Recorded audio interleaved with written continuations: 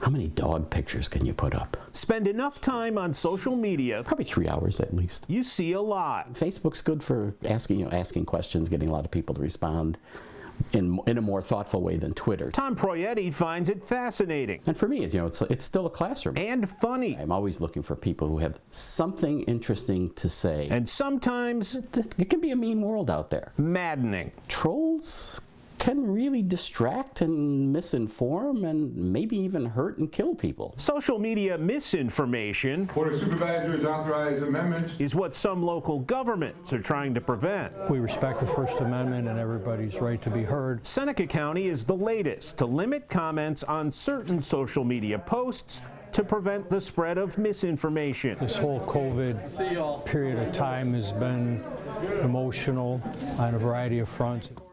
That misinformation in the comments section of the Seneca County Health Department's Facebook page became so concerning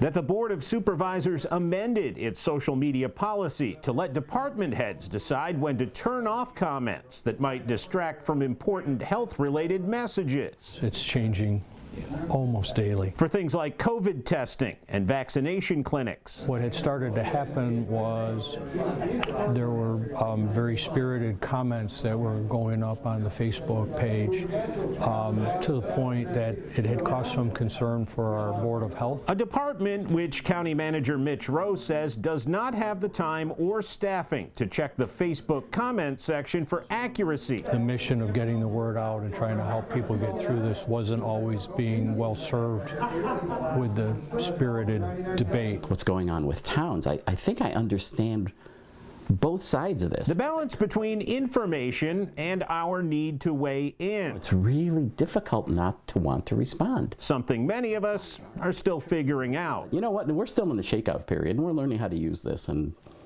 despite what everyone says, I still think humanity's headed in the right direction. Seth Voorhees, Spectrum News.